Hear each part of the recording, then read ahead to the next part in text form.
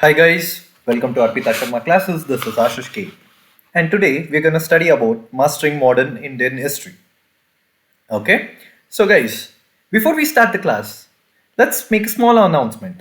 So, Unacademy is launching new batches for UPSC CSE 2022 and 2023 from 12 January 2022. The batches will be in English as well as in Hindi. If you subscribe today, you will get a set of 20 GS books curated as per UPSC's latest syllabus, along with current affairs and previous year questions. Unacademy has also launched optional courses for you under the guidance of India's topmost educators. So, in order to get a discount of 10%, guys, use the code ARPITA 10, which is Arpita 10, and subscribe today. The links are in the description box below. So, coming to today's topic, second round table conference, civil disobedience movement, second phase, and third round table conference. Okay, so guys, since we all know our first round table conference was a failure. Okay, and in our previous class, we had actually discussed about the first round table conference, the Gandhi Irwin Pact, and the Karachi session as well. So the link is mentioned in the description box below. You can also watch our previous classes and then you can join to the next one. So today, before we start with the second roundtable conference, our first roundtable conference was a failure because our Indian National Congress failed to attend. So our Indian National Congress boycotted the discussion, due to which the first roundtable conference was a failure. So after which the Gandhi Irwin Pact, also known as the Delhi Pact, on 5th March 1931 was actually signed, in which this discussion almost went on for 15 days and they came to a conclusion. Okay, so among which one of the conditions was the Indian National Congress agreed to join the second roundtable conference. Okay, so after Irwin and Gandhi had a discussion, they had a meeting after our civil disobedience movement. So they both decided, okay, our Congress will attend the second roundtable conference. So this was one among the condition. Okay. So coming to the topic, second roundtable conference, and before the second roundtable conference started. So this was in September 1931. Okay. So before 2 weeks exactly before the second roundtable conference, there was a change in British government. During our first roundtable conference, as we all know, it was a Labour Party. The party which was on the ruling was Labour Party, and now it was replaced by our National Government Party. Okay, so it was replaced by National Government Party, and this was a coalition party, guys. National Government Party was a coalition party, but yet Ramsay MacDonald was also the Prime Minister in our first roundtable conference, and also now in the second roundtable conference as well. Ramsay MacDonald is our Prime Minister. Okay, so and the second roundtable conference went from almost September to December 1931. Okay, so this actually went on for almost September to December. Okay, though Congress knew the second roundtable conference would not lead to any positive revolution. Okay, so this wouldn't be of any favor to the INC, our Indian National Congress, but still they decided, okay, अरे यार चलते हैं ना, let's go have a England tour now. Let's be at least by this reason we get to see England. Okay, just kidding, guys, but yeah, they decided to take a step. Okay, they're like, okay, they had this mindset of let's give it a try and see what may happen. Okay, but nothing went in the favor of our Indian National Congress. Also, who and all were invited? Okay, there were 23 delegates from princely states and 80 plus delegates from Indian political parties. Okay, so this roundtable conference went on from September to December. Okay, so what was the outcome of this? What outcome did our second roundtable conference get? Okay, so there was a main demand of separate electorate. Okay, so our Indians demanded for a separate electorate. Chalo, fine.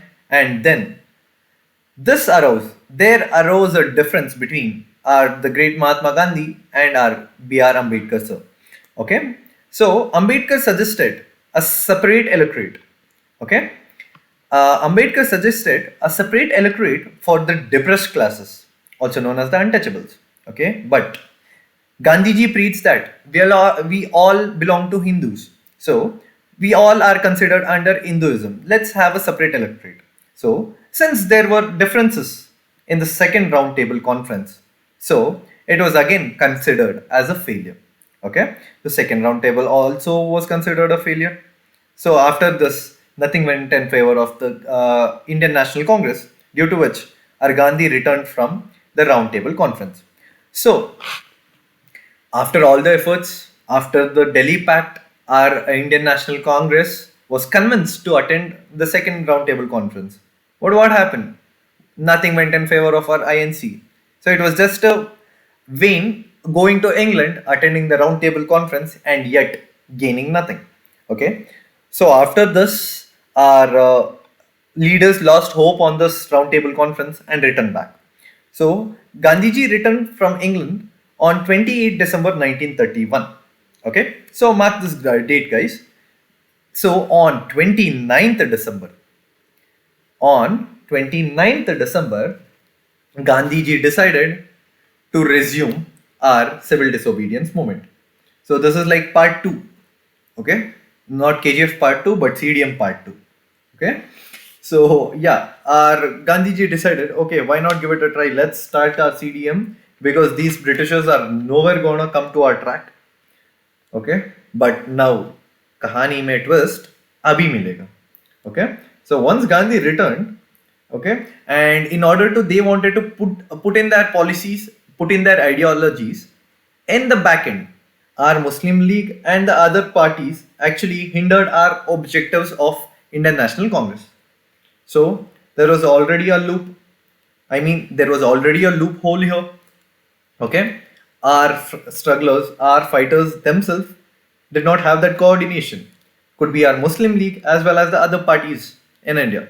Okay, so when even the Britishers this time were well aware of the consequences of the civil disobedience movement, and as I told you, what the twist was. Who was the viceroy when we had our first roundtable conference? Who was the Gandhi Delhi Pact signed between? The name itself tells it was between Gandhi and Irwin. Okay, so our viceroy was Irwin, who had a humanitarian soft touch over people. Okay, but now there's a new viceroy. This is the twist, guys. There's a new viceroy during this second phase of our civil disobedience movement. And before I introduce, the Britishers already were well aware of the reflexes of this CDM, the consequences that would be caused if civil disobedience movement started. Because Irwin, after a lot of effort, had settled things. Okay, and after settling things, they had also agreed for our roundtable conference. And this time, they're like, nothing went in favor of us. Let's start civil disobedience movement 2.0, the Naya version of it. Let's start the new version of it. And this time, they didn't let, they in the sense the Britishers, they didn't let the start itself take a good start, take a strong start. So, in order to start a movement, we need a greater motivation, we need a greater momentum. Okay, the push should be strong. So, that is when it grows up to be a big movement. Okay, so the Britishers also were very well prepared from their previous lessons. So, what and all they faced during the civil disobedience movement, phase 1. So, this time they were well aware of it. And the new viceroy during this civil disobedience movement part 2 was Lord Wellington. Okay, so Lord Wellington was the viceroy. He was a very vigilant viceroy, I tell you. So he was a very strict viceroy and he was pretty smart in his strategy. Okay, he actually had an idea that why should we even be lenient over people? He was not as soft-hearted as Irwin, so he decided, why should I even go soft? Why should I even be bothered about what the goodwill of Congress stands for? Congress kya sochega? Why should we even worry about it? Okay, so his means of approach was very strict and straight. Okay, so on the idea of Wellington, even before our civil disobedience movement phase 2 started, they already sabotaged the start. If the start itself was not good, if the start itself was not good, how do you expect it to take a very good stance, very big stance? Okay, so Lord Wellington actually was asked, or R. Gandhi proposed. As we remember in our first roundtable conference after that, everyone came and requested for a meeting from Gandhi. But here, on the second CDM, which is the Civil Disobedience Movement, phase 2, Gandhi actually proposed a meeting with the Viceroy. But Lord Wellington turned it down on face. Muh pe he turned it down. It's like, no, I'm not meeting anybody. Okay? So nor Gandhi or our INC was given much importance. Okay, so he was very strict. This didn't actually help our Gandhi or any of our leaders to even take a step further. Okay, so civil disobedience movement. Gandhi decided to start the civil disobedience movement part 2 on December 31st, 1931. Okay, make a note of the date, guys. December 31st, 1931. Okay, but when Gandhi decided to meet Wellington, the viceroy turned down the request. So Mupe told no. So as soon as the government heard, as soon as the government got to know that there is a phase 2 of civil disobedience movement, they took the measures so quickly, they arrested Gandhi on Jan 4th, 1932. Just see, December 31st, Gandhi actually started. Okay? So 29th he decided, by 31st he started. By Jan 4th, already Gandhiji is arrested. The main pillar itself. Okay? It's like RCB is losing their Virat Kohli and ABD in the first 2 wickets itself. So the first Virat Kohli or Gandhiji was arrested. Okay. As well as the great Congress leaders. Chalo, abhi gaya ABD bhi. Even our Congress great leaders were also arrested now. And he took another strong step, which was actually in the first roundtable conference during the first phase of our CDM. Okay, Congress was actually treated as illegal. It was termed illegal. But here, they didn't take risk itself. Risky nahi lene ka. So now they actually banned it. Congress was banned.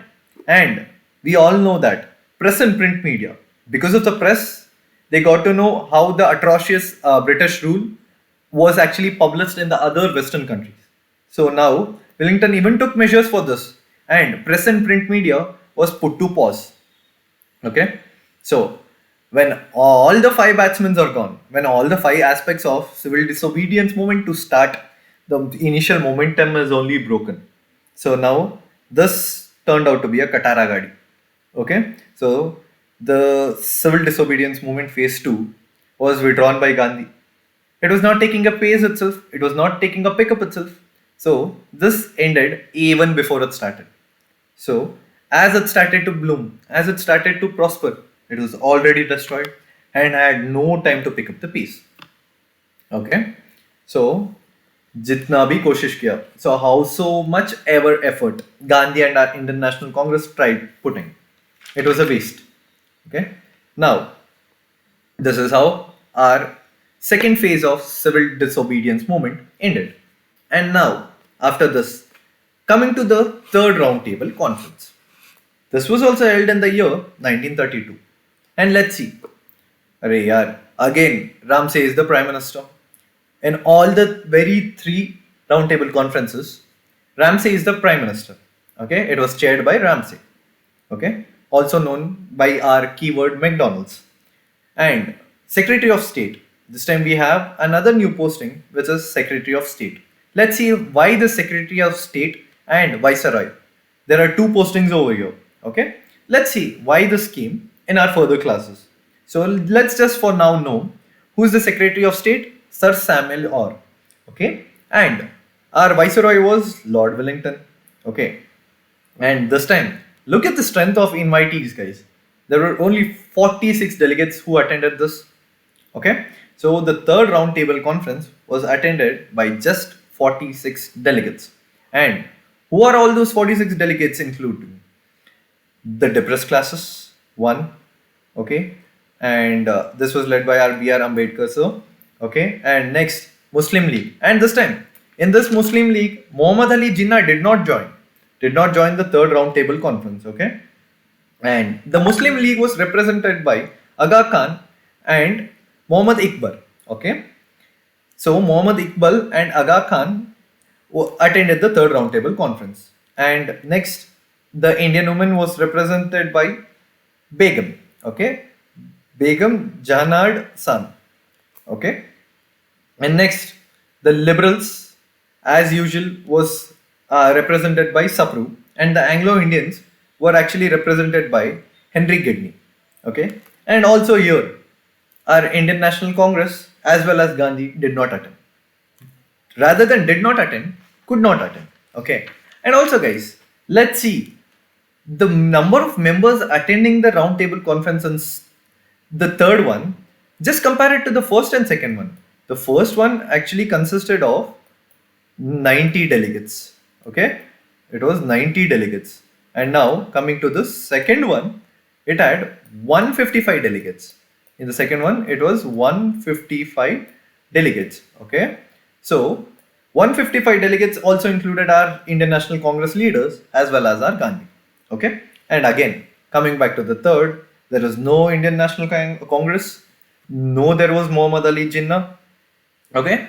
A lot of leaders did not attend except for these 46 delegates. And also from the princely states, all the Diwans attended. Okay. So let's see, after our second roundtable conference actually ended, 3 committees were sent to India. Okay. The British government sent 3 committees to India. Okay. The Lothian Committee, the Percy Committee, and the Davidson Committee. Okay. So guys, just remember these 3 committees. Which are all those? The Lothian Committee, the Percy Committee, and the Davidson. Okay. And now, so based on the reports, these 3 committees submit. Okay. Based on the report, these 3 committees submitted, the third roundtable conference was discussed. Okay. So what was discussed in this? What did the third roundtable conference hold? What did the third roundtable conference have as a basic mudda or for a discussion? So the discussion went on the proposal of structure of Federal Legislature of India. Okay. So this time in our third roundtable conference, the discussion went on regarding the structure of Federal Legislature of India. And for the first time, something different happened here. Okay. This was completely unexpected. Something different happened in this roundtable conference. Pamphlets of the Muslim League were circulated to all the delegates who attended. Okay. There was a pamphlet in everyone's hand. And it had the heading, "Now or never are we to live or perish forever." Okay. So this was in that particular pamphlet that was submitted to each and every delegate. Okay. And this was written by a very simple college student. His name was Chaudhry Rehmat Ali. Okay. So this heading was written by Chaudhry Rehmat Ali. And also, guys, this is the very first time the word Pakistan was introduced. In this article or in this pamphlet, the word Pakistan, not Pakistan, there was no I in this, Pakistan. Okay. Pakistan was introduced. Okay. And after which, and when this article was published officially, was known as the Pakistan Declaration. Okay. So when this was actually published officially and it turned out to be a declaration, this was named as Pakistan Declaration. Okay. And now, after this third roundtable conference ended, so after the end of the third roundtable conference, considering all the three roundtable conferences, a report was made. A report was published. Okay. And that was actually put into discussion in the White House. So this summary of the report of all the 3 roundtable conferences were actually passed in the White House. Okay. So the main decisions, as we all know, it happens in the White House. So after which, whatever the decision or whatever the declaration they give, that is passed by the British government ruling in India. Okay, so in July 1935, they passed the Government of India Act 1935. So that was the very first time Government of India Act 1935 was introduced. Okay, so based on all the three roundtable conferences, or the white paper was published in 1935, and after the discussion only this act was passed. Okay, so guys, today we come to the end of today's topic, and we studied regarding the second roundtable conference, why did it lead to, and what was the failure of the first roundtable conference. We briefly brushed about it. And after the second roundtable conference, how were the British prepared for our civil disobedience movement, part 2. Okay. So, how were the British prepared? How did they actually sabotage the initial days of our CDM phase 2? And what led to the roundtable conference 3? Okay, and what was decided here? What uniquely happened in this third roundtable conference? Okay, guys. So, thank you.